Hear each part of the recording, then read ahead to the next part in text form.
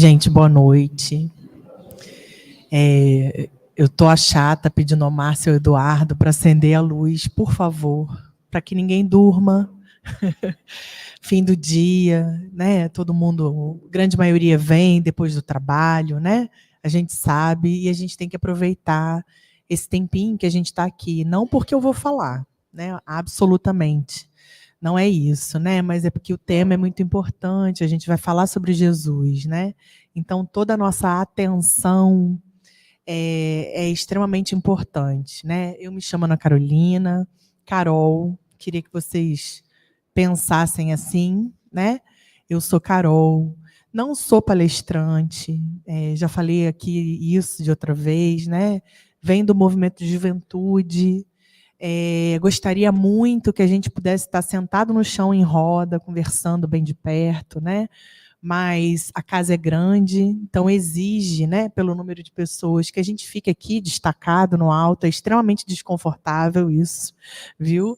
Pode ser que para alguns não seja, para mim é. E meu marido falou assim quando eu cheguei, pelo amor de Deus, não pede ninguém para chegar para frente. E eu falei para ele, sinto muito, vou pedir. Vou pedir porque eu queria muito, sinceramente, poder olhar nos olhos de todo mundo, né? Tá pertinho mesmo, né? É muito ruim falar à distância. A gente gosta de conversar com amigo, né? A não ser outras profissões, não é o meu caso, né? Eu gosto de conversar com os amigos, então a maioria está na frente, eu sei, mas ainda tem alguns lugares. Se alguém se sentir à vontade, eu vou agradecer imensamente. É uma caridade que vocês vão estar fazendo comigo, tá? Não quero ser a chata, mas vou fazer o convite, tá bom? Se alguém puder se aproximar, eu agradeço. Queria agradecer a casa que eu percebo aqui, né? Como quem vem de fora e frequenta muitas casas espíritas, já frequentei. A organização da casa, como é bom ver um trabalho organizado, né? Como faz diferença para quem chega, para quem é acolhido, né? E eu percebo isso aqui nesse lugar. Organização é sinônimo de carinho, de afeto, de cuidado, né? E eu percebo isso aqui, né? Mas o quê? Vamos lá. A boa parte, esse é o tema, né? Como eu não sou boba, tem duas coisas que a gente faz depois de uma certa experiência. A gente não escolhe o tema, porque quem convida fala assim, não, fica à vontade, escolhe o tema. E quando a gente está começando, a gente fala, tá bom. Mas depois de um tempinho, que a gente já está mais esperto, a gente fala assim, não, faz assim, ó. Eu vou te sugerir algumas coisas, pede o pessoal da casa para escolher, né? Porque, afinal de contas, a gente não fala do que gosta, a gente fala do que a gente precisa. E do que o coletivo precisa, né? Os espíritos que coordenam, de fato, o trabalho dessa casa, apesar de não se fazerem visíveis para todos nós, né? Eles estão presentes, eles não estão ausentes, são eles que coordenam o trabalho. E são eles que decidem o que esse coletivo aqui merece pensar a respeito, né? Então, como eu costumo dizer, palestra espírita não é uma atividade que acontece daqui para lá, onde um faz e os outros escutam ou recebem. Palestra espírita, qualquer estudo, né? Palestra é um dos estudos, é uma atividade coletiva. Nós somos aproximadamente aqui, vamos lá, 80 pessoas, mais ou menos. Qual a capacidade aqui do salão? 120? Vamos dizer 100 pessoas. Não tem uma pessoa fazendo palestra, tem 100. Pelo menos encarnadas 100. Desencarnadas vamos deixar para outra contabilidade, né? Então somos 100. Que se estivermos pensando juntos, estamos colaborando. Que se estivermos fazendo a lista do supermercado e do que está faltando, estamos à parte, né? Não é feio nem bonito, né? Nesse sentido, não. Né? É sentido do que a gente tem para colaborar, para oferecer. Né? O resultado dos nossos pensamentos são utilizados e dos nossos sentimentos são utilizados pelos espíritos da casa para nos socorrer, em primeiro lugar. e para socorrer os que estão aqui em tratamento. Tá bom? Então, eu espero que a gente possa fazer um bom trabalho coletivo. Tá? Por isso que eu não quero que ninguém durma, ninguém pode dormir. Essa é a casa que eu frequento. Macaé é uma casa com é uma cidade com muitas casas espíritas, né? A maioria quase centenárias. Isso deve ter uma explicação no mundo espiritual, né? Mas, porque são quase centenárias, são todas no centro da cidade, que era onde a cidade existia naquela época, né? Mas a nossa cidade cresceu muito. E a gente, então, fundou uma casa ali próximo à Escola Técnica Almirante da Lagoa, um bairro. Parece um condomínio, mas é um bairro. E a nossa casa, então, o Centro Espírita Luz da Esperança, já tem 10 anos de fundação, mas a gente, de fato, está num lugar dedicado a essa casa tem 1 ano e meio, mais ou menos. Convido vocês a algum dia aparecerem por lá, vai ser uma alegria. Tá bom? Darem um apoio a quem está começando. Vocês já estão com 40 anos, a gente está com 10, a gente está começando. Então, na história de escolher um tema, como eu falei, não sou boba, eu sugeri 3, e a casa escolheu falar de uma passagem de Jesus, que é a passagem sobre Marta e Maria. Todo mundo aqui... Quem está chegando no Espiritismo agora, assim, dá só uma levantadinha de mão? Tenham paciência, voltem outras vezes.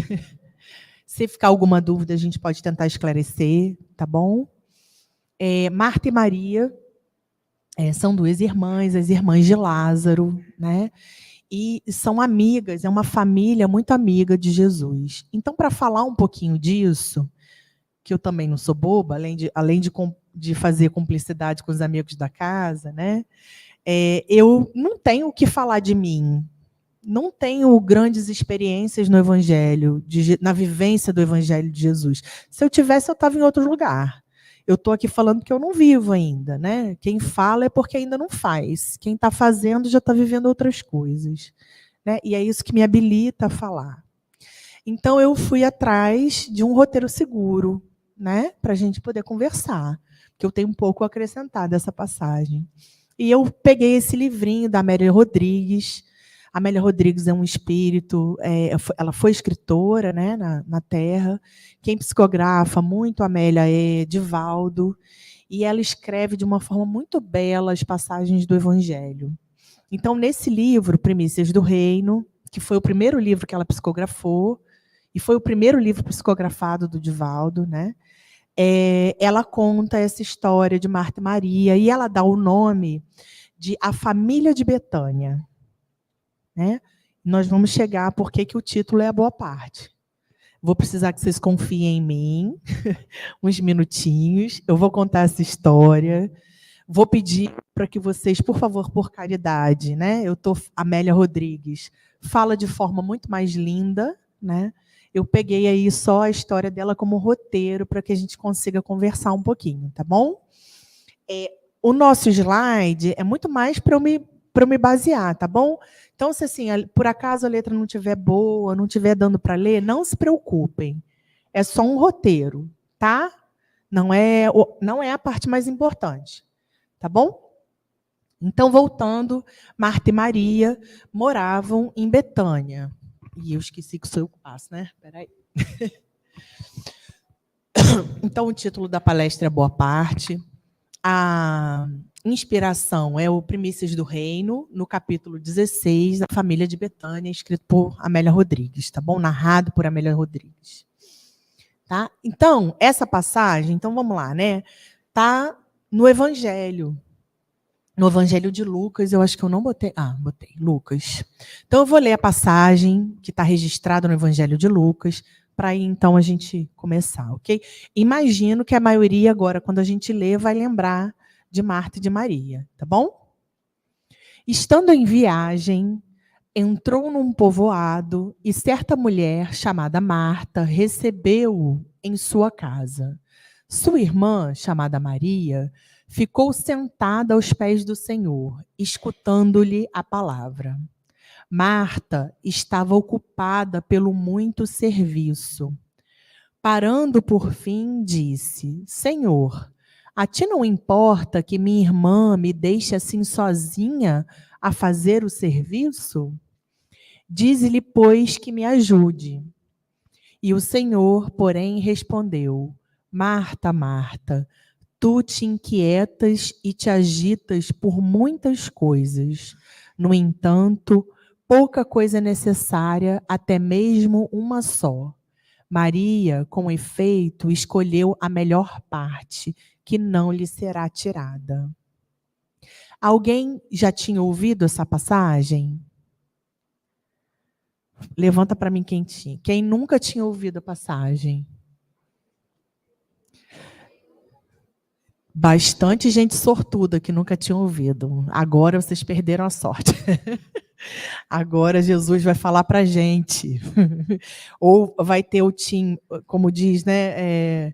O Tim Marta e o Tim Maria. Vamos ver quem vai estar onde, certo? A gente vai fazer assim, ó. Quem é Marta, quem é Maria? Tá bom? Então, esse é o contexto evangélico, a gente vai caminhar para a gente refletir um pouquinho, tá bom? Vamos lá. Então, em Primícias do Reino, Amélia Rodrigues, ela começa assim. É muito interessante observar os espíritos superiores, né? A gente tem um estranhamento, porque a gente não é, né, espírito superior, então quando a gente observa, a gente fala assim, eles têm tanto cuidado em descrever algumas coisas, né? Aí a gente começa assim, será que é só para ficar bonito o texto?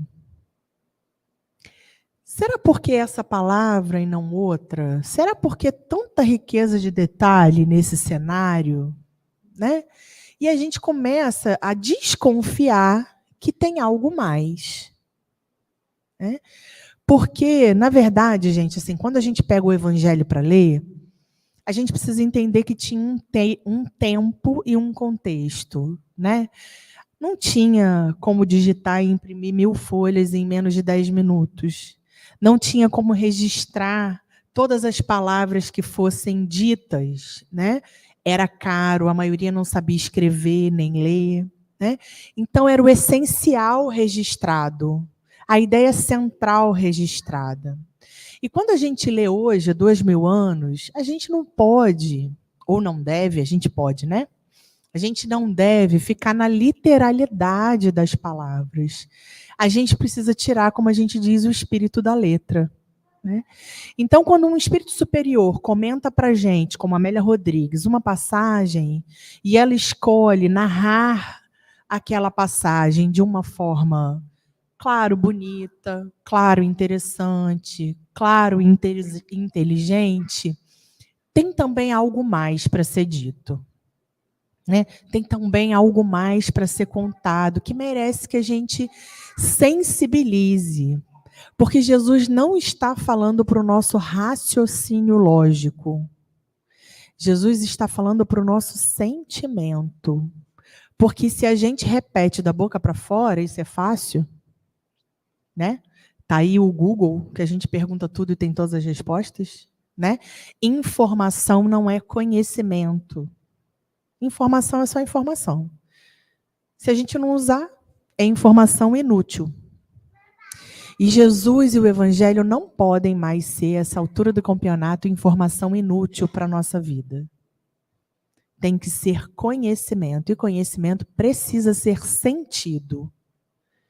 Então, quando outros espíritos comentam de forma bonita, é para mobilizar mesmo os nossos sentimentos. Tá?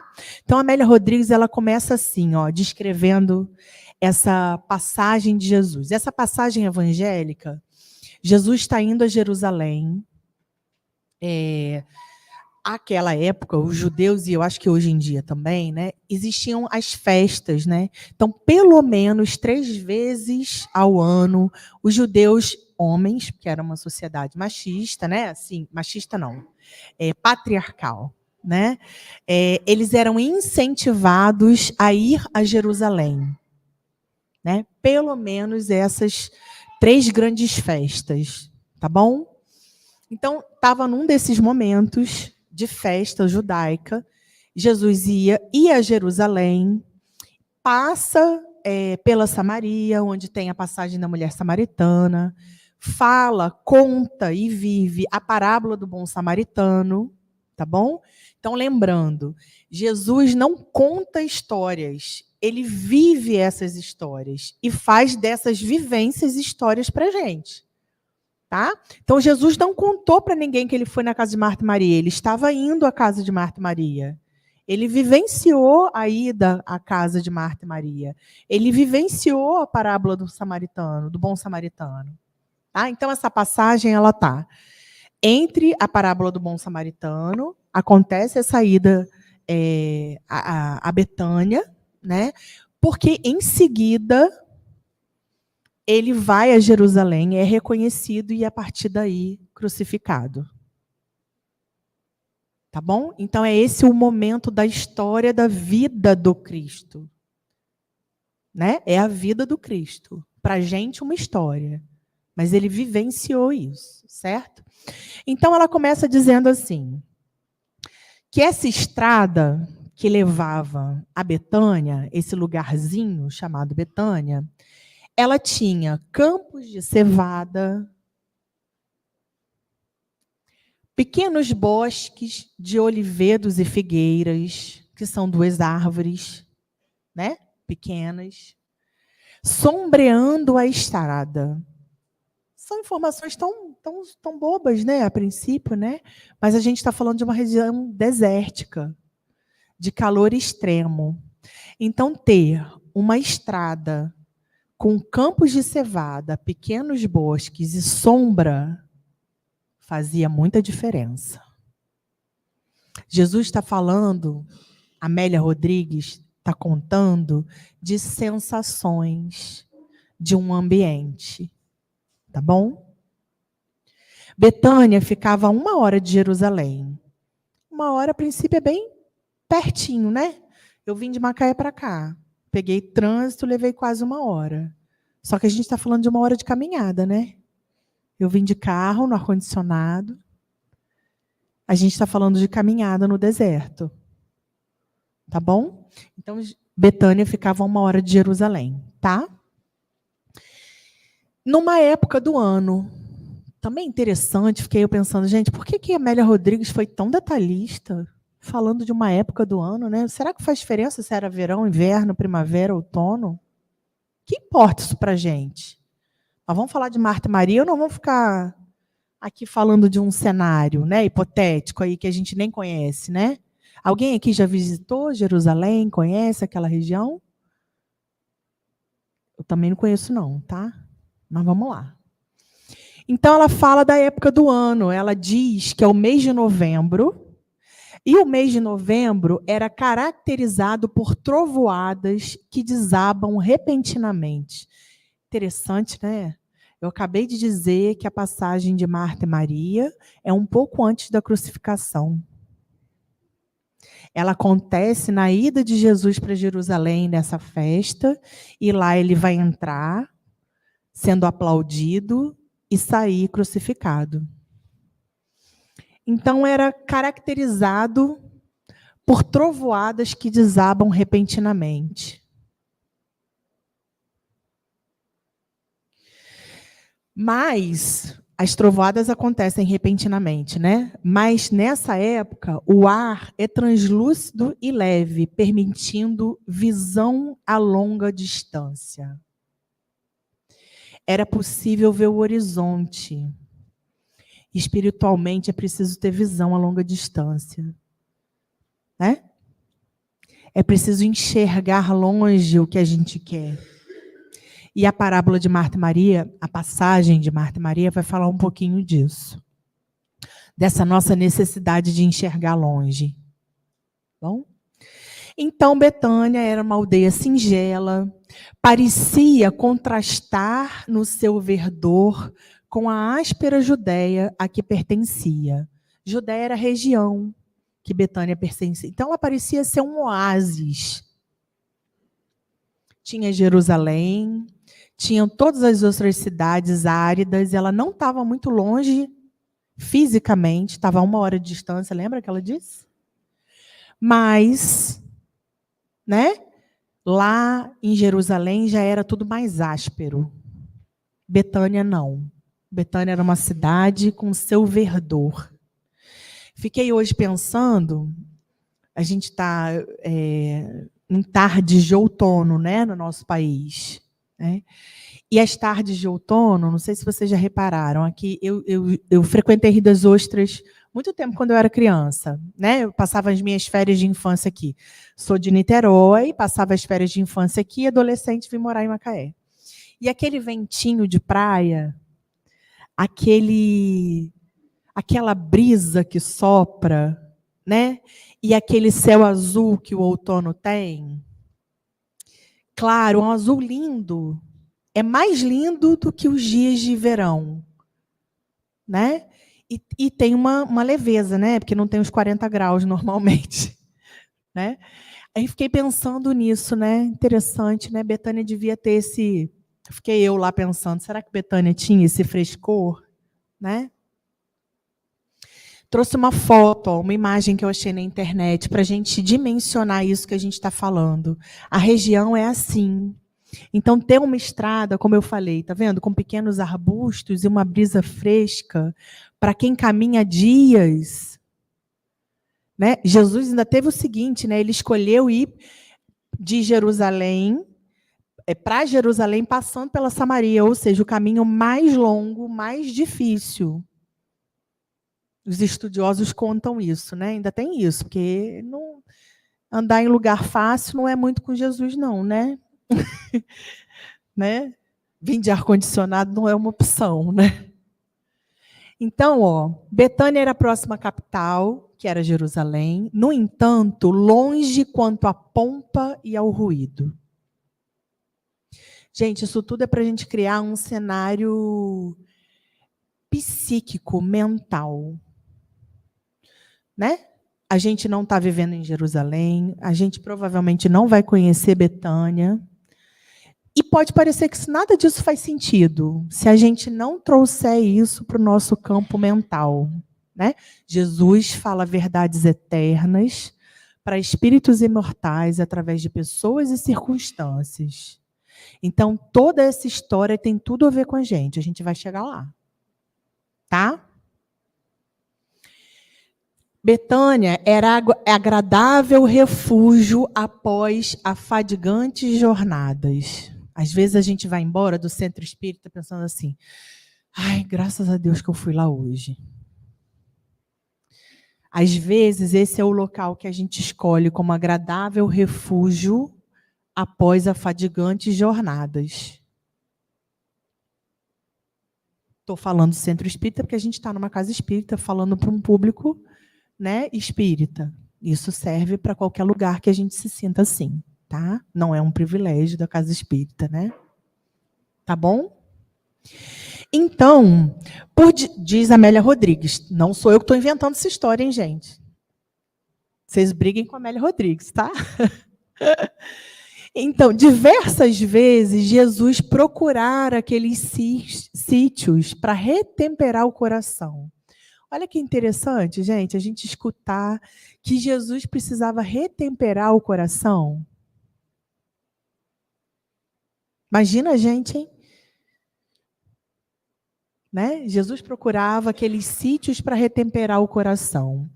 Começavam as primeiras trovoadas e os ânimos em Jerusalém exaltavam-se. Ou seja, ele já estava causando. Ele já era o comentário do momento. Ele já estava incomodando bastante, né? Já tinha aí uns 2 anos de muito incômodo. O pessoal já estava animado atrás dele. Tá? Uma rede de intrigas.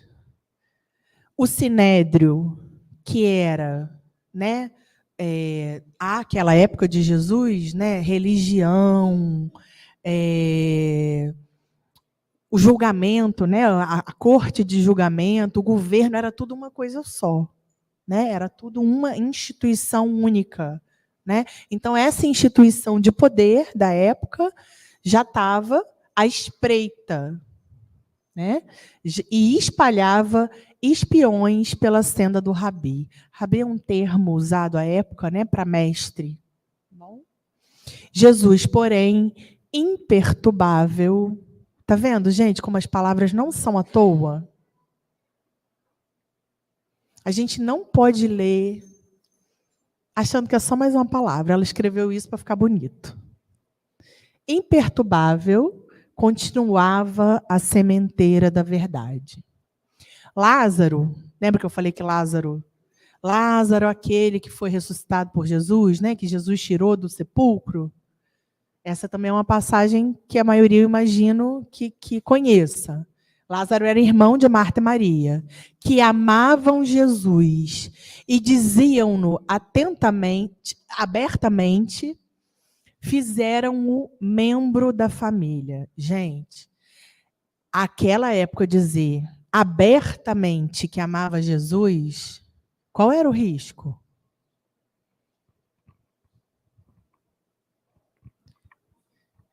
Qual é o risco da gente dizer hoje abertamente que a gente ama Jesus e fazer Jesus um membro da nossa família?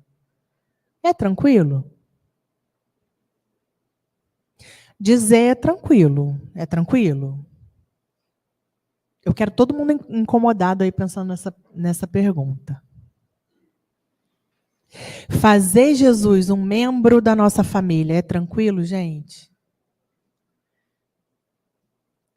Eu só posso dizer por mim, né? Para mim não é tranquilo, não. Tem hora que eu ia falar assim, Jesus, você pode esperar ali fora um cadinho? Deixa eu resolver isso aqui primeiro, do meu jeito? Depois eu te chamo. Depois você volta. Quando eu entrar lá no centro espírita, eu viro sua amiga de novo. Aqui em casa você deixa que quem manda sou eu.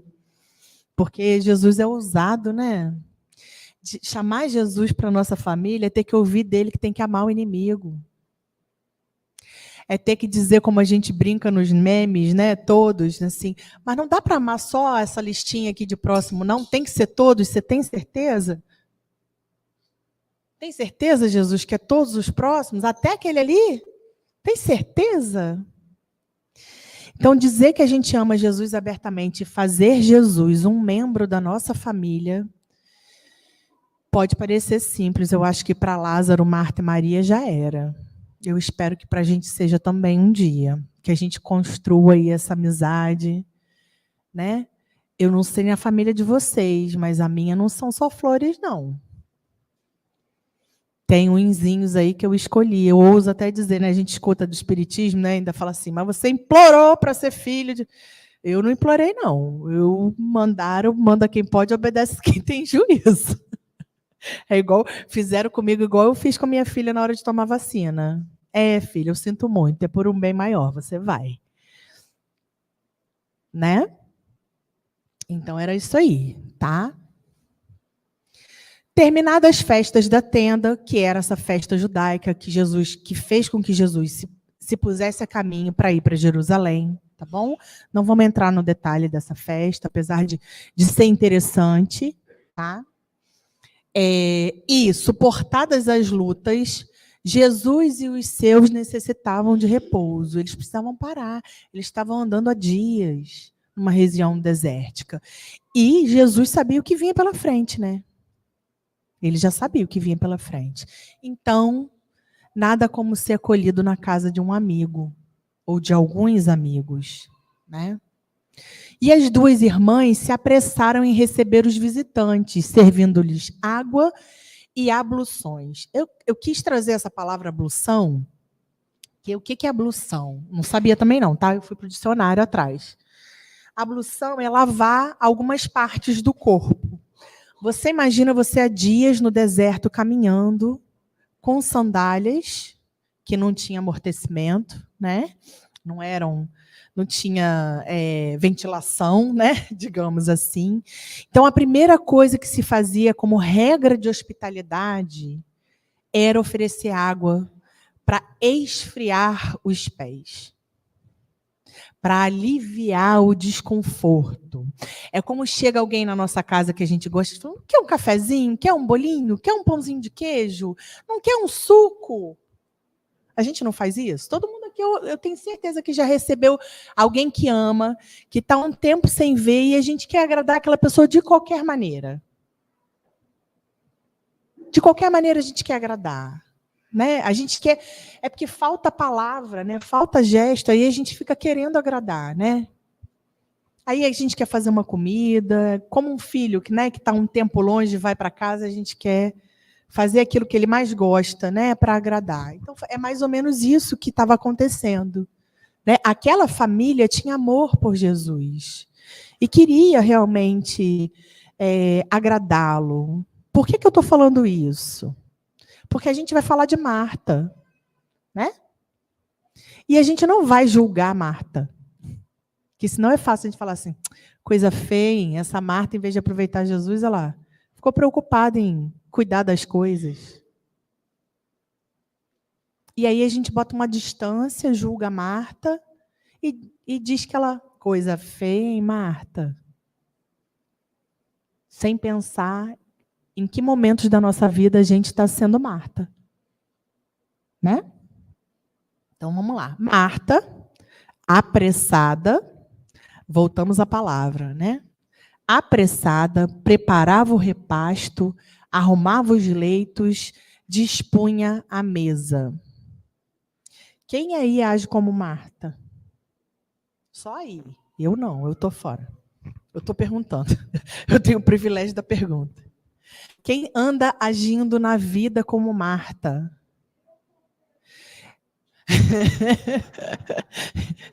Que bom, eu também sou Marta, né? Carol Marta hoje, vou sair daqui com sobrenome, nome e sobrenome. Né? Mas eu não tenho tempo para isso, eu preciso dar conta disso, daquilo, não dá tempo. Não dá tempo. Afinal de contas, a gente precisa comer, afinal de contas, quem vai pagar a conta? Né? Afinal de contas, eu estou trabalhando, meu filho. A gente tinha essa discussão às vezes em casa, né? Não vamos dizer para nossa filha que a gente trabalha para ganhar dinheiro. Claro que é isso, né? Filha, eu trabalho porque eu gosto, porque eu me desenvolvo, porque eu convivo, porque eu me desafio, porque eu ganho dinheiro. Sim, é fato, não é vergonha não é isso não. A gente vive nesse mundo. É isso sim, mas não é só para ganhar dinheiro, porque senão a gente vai fazer igual a Marta. E a gente ainda vai dar lição de moral em Jesus. Falou, Jesus, você não está vendo isso não? Vai me ajudar não? Só eu que tenho que fazer as coisas aqui? Essa casa espírita só funciona por minha causa? Se eu não vier, nada acontece? Mas Marta fez isso por amor, né? Lembra que eu falei? O que a gente faz quando chega um amigo em casa? A gente quer oferecer o melhor lugar para sentar, a gente quer que ele descanse, que ele tome um café. Ela não fez nada de errado. Não é isso. E Jesus não a condena. Quem condena somos nós. É a gente que fala coisa feia, Marta. Jesus adverte para que ela não perca a oportunidade. É diferente, tá bom? Então vamos lá. Marta, apressada. A gente anda apressado nesses dias, gente? Encontra alguém precisando de 2 horas para falar do problema dele. Como é que a gente fica? Meu Deus do céu, pelo amor de Deus, eu tenho que não sei aonde, eu tenho que fazer não sei o que, eu tenho que comprar não sei o que, eu tenho que não vai dar tempo, o que eu estou fazendo aqui? Essa pessoa não para. E a pessoa precisando falar e a gente pensando, como é que eu fujo, como é que eu digo que eu vou sair daqui, como é que eu escapo dessa? Meu Deus, manda alguém.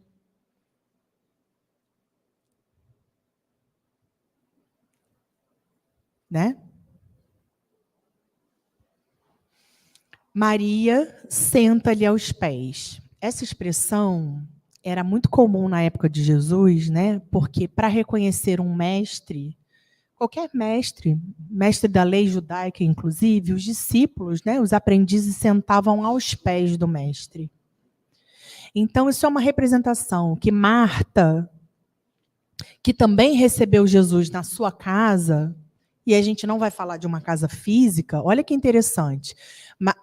Marta recebeu Jesus em casa também, Maria também, só que as duas receberam de formas diferentes. Né? E essa é a pergunta que a gente merece fazer para a gente. Eu estou recebendo Jesus na minha casa mental, no meu coração, de que forma? Da forma de Marta ou da forma de Maria? Lembra? São personagens que dizem respeito a gente. A gente alterna entre esses dois personagens e está tudo bem, não é isso, não é feio alternar entre esses dois personagens. A gente só tem que estar atento para não ficar só numa posição, para que a gente também tenha tempo de sentar aos pés de Jesus e aproveitar a boa parte. Senão, a gente vai cumprir tarefa, inclusive dentro da casa espírita. Mas eu fui a todas as palestras, eu frequentei todas as reuniões mediúnicas, eu fui a todos os encontros de assistência social. Mas eu sentei aos pés de Jesus? Ou eu fiz como eu falei, Jesus, espera aqui fora um pouquinho, que eu estou muito ocupada, eu ando apressada, espera aí, daqui a pouco eu vou ter tempo para cuidar disso. Né? E aí, quando Jesus pergunta, né? Quando ela pergunta a Jesus, você não vai pedir a minha irmã que me ajude? E Jesus adverte, Marta, Marta, você tem andado apressada com muitas coisas. Maria escolheu a boa parte, a melhor parte. Ela responde ao Cristo nos escritos de Amélia Rodrigues. São os velhos hábitos muito arraigados. Gente, eu substituiria Marta para espíritas. Porque, como espírita, a gente sabe, essa não, eu sinto dizer, eu não sei se todo mundo sabe. Quem está chegando pode ser que não volte, Márcio. Pode ser que não volte, Eduardo. Mas não é a nossa primeira encarnação. Nós somos espíritos velhos, reencarnantes, né? E temos muitas experiências religiosas. E corremos o risco de fazer o que já fizemos outras vezes, estando como espíritas agora. E dizermos a Jesus, são os velhos hábitos muito arraigados. Viver a religião daqui para fora. Viver a religião sem brisa fresca, sem árvore no caminho, sem perceber as rosas, que ela fala da casa de Marta e Maria, que tinha cheiro suave, roseiras, a alegria de encontrar os amigos, de chamar Jesus, de dizer abertamente que ama Jesus e fazer dele um membro da família. A gente corre o risco de, no final dessa etapa, ter que dizer a Jesus, foram os velhos hábitos muito arraigados. E é por isso que a gente precisa pensar nessa passagem de Marta e Maria. Marta tem tudo a ver com a gente. A gente está precisando ter a vivência de Maria. As preocupações sobre as coisas imediatas caracterizam a horizontalidade em que muitos se perdem. Quem são esses muitos que se perdem? Nós, os religiosos em especial. Né? Porque se a lei de Deus já está inscrita nas nossas consciências, a gente já não poderia argumentar o não conhecimento da lei. Nós, religiosos, menos ainda. Né? Tem uma mãe advogada que sempre dizia isso. Né? Eu não posso dizer para a lei de trânsito assim, mas eu não sabia que o sinal vermelho era para parar. Sinto muito que você não sabia. Alegar desconhecimento da lei não nos faz não ter que obedecê-la. Não adianta alegar desconhecimento da lei. Né? Então, as preocupações das coisas imediatas, assim como Marta, tem que fazer a comida, tem que arrumar a roupa, tem que oferecer a água, tem que receber, tem que trabalhar, tem que ganhar dinheiro, tem que dar conta dos amigos, tem que ir a todas as festas, tem que cuidar da família,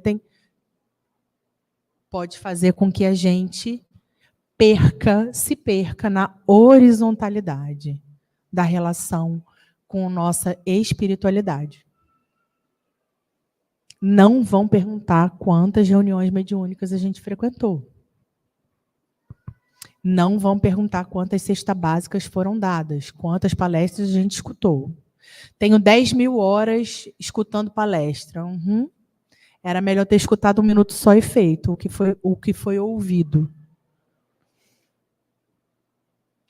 Né? Porque o piloto de avião fala assim, eu tenho 10 mil horas de experiência. Sinto muito, isso não vai servir para a gente. Né? A busca incessante da verdade, em permuta entre as coisas múltiplas, pela aquisição de uma só paz interior, com segurança espiritual, eis a vertical libertadora.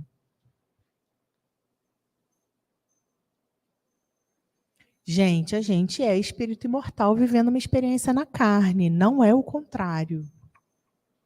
Eu não estou falando isso porque eu sei disso, não. Eu estou falando isso porque eu não vivo isso. A gente inverte. A gente vive como se a gente tivesse nascido para trabalhar, ganhar dinheiro, tirar férias, esperar chegar sexta-feira para dizer sextou, lamentar o domingo à noite porque tem que voltar a trabalhar. Né? Eu sei que essa é uma angústia do nosso tempo. Né? Mas não é isso. A gente nasceu para viver uma experiência espiritual estando encarnado. É estar no mundo sem ser do mundo, né? É dizer, Jesus é da minha família. E aí a gente sabe o quanto isso impacta o nosso dia a dia. Diz para as pessoas que convivem sem essa lógica, não, mas o mais importante não é ganhar dinheiro.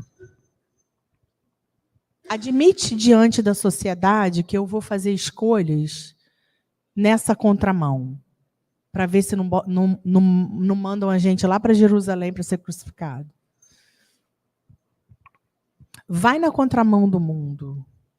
Diz para as pessoas assim, não, olha só, a gente precisa se preocupar com a nossa vida eterna. Tudo aqui é transitório. Não briga por herança, não, vai ficar. Abre mão. Se estão brigando, larga para lá. Larga você para lá.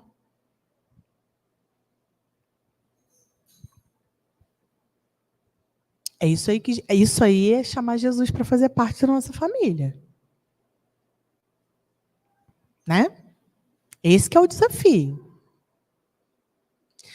Não estou aqui para dar lição de moral, gente, pelo amor de Deus. É para a gente sair positivamente incomodado. Né? Também não é para dizer, olha, vamos continuar fazendo igual a todo mundo, senão a gente não precisava estar aqui. Eu tenho certeza que terça-feira à noite, pelo menos 10 opções mais interessantes a gente teria. Se a gente escolheu estar aqui, é porque isso tem que fazer diferença na nossa escolha. Eu vim pensando isso. Não queria estar em outro lugar que não fosse aqui, terça-feira, a essa hora. Por reafirmar comigo a minha necessidade de ouvir sobre isso. É a terceira vez que eu falo sobre isso. Tem que falar mais umas 50, porque... Aliás, a gente está pensando em fazer um encontro de trabalhadores com esse tema de Marta e Maria. Como trabalhador espírita, a gente não pode ficar no lugar de Marta. Né?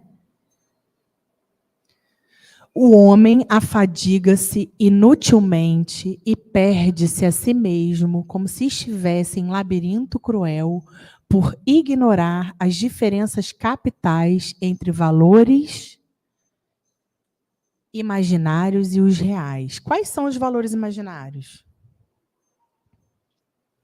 Acreditar em Jesus me faz ter o carro do ano. Acreditar em Jesus me faz ter saúde. Né? Ser um bom cristão me garante que eu não vou adoecer, que eu não vou ter problema em família. Tem um monte de religião vendendo isso aí, gente. Que esse é que é o caminho, que é assim que se reconhece um cristão. Né? E a gente reconhece um cristão que, apesar de ter câncer, eu tenho certeza que eu estou sendo curado. Apesar de estar numa doença terminal, eu tenho certeza que eu só estou vivendo isso porque eu agora já estou preparado para tirar a melhor lição dessa minha experiência. Porque eu sou um espírito imortal. Que senão a gente pergunta, mas meu Deus, Vou voltar para a gente, que é uma realidade nossa. Eu sempre fui à reunião mediúnica. Eu frequento reunião mediúnica desde os 15 anos. Como assim eu doente?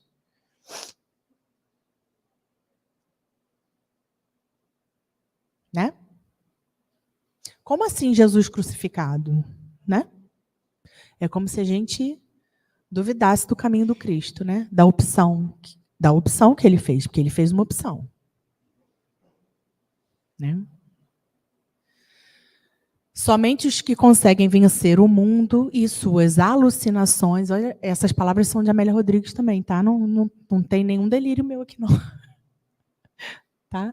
Alucinações. Gente, a lógica que a gente vive.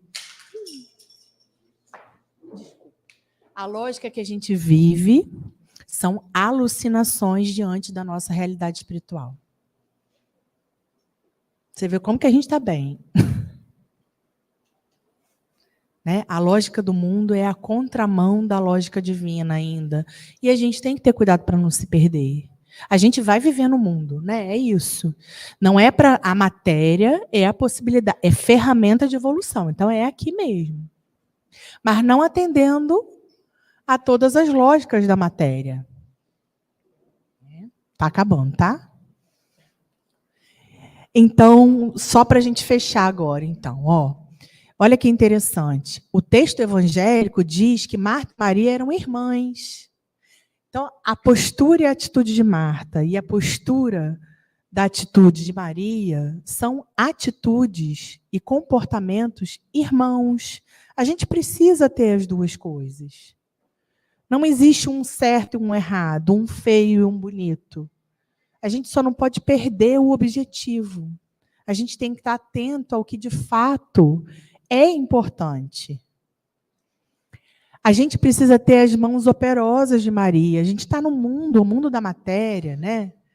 Então, a gente está lá em Macaé com uma casa espírita nova. A gente, diferente da maioria de 100% das instituições de Macaé, a gente não tem uma sede própria, a gente está num espaço alugado. A gente não vai sentar e querer que os espíritos resolvam essa questão. Essa questão precisa das nossas mãos. Não tem jeito, é a gente que tem que fazer. E os espíritos dizem, a gente só se compromete com vocês à medida que vocês se comprometam com o trabalho. Não é com eles, não. É com o trabalho. Então, a gente precisa ter as mãos operosas de Marta, mas a gente precisa ter o coração atento de Maria. A gente precisa estar aos pés do Mestre. E aí é uma musiquinha, eu vou deixar para depois, é uma música, senão a gente não vai ter tempo, né? Assim, volto a dizer, não é uma lição de moral, comecei dizendo isso, né?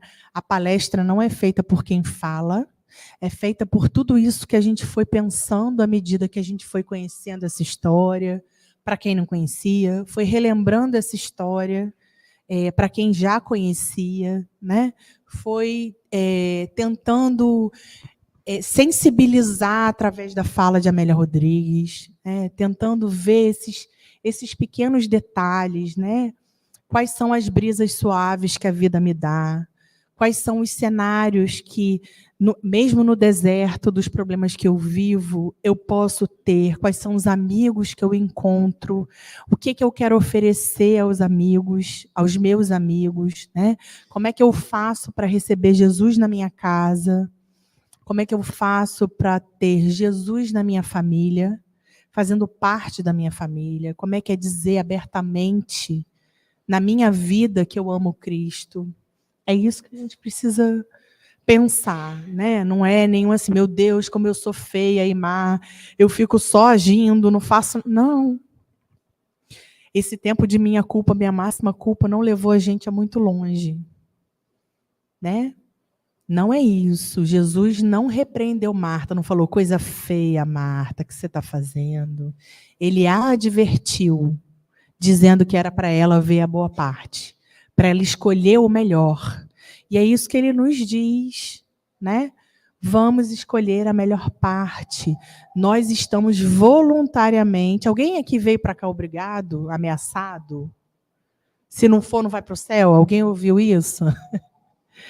Nós viemos aqui voluntariamente numa terça-feira de temperatura suave, num lugar de praia, que é Rio dos Ostros, ouvir falar de Jesus. A gente tem feito essa escolha. Então, vamos tirar o proveito, vamos escolher a melhor parte. Tá bom? É isso que eu desejo para mim, eu estou buscando também, eu também preciso. A parábola, se eu pudesse escolher uma parábola de Jesus para a minha vida, seria essa, porque eu me vejo nesse lugar de Marta muito. É mais cômodo, né? A gente se ocupar e se distrair com os afazeres, né? Mas a gente precisa de uma outra escolha, e a gente merece essa outra escolha. Tá bom? Eu agradeço a paciência de vocês, agradeço porque vocês, pelo menos a maioria, não dormiu. Tá bom? Muito obrigada, tá?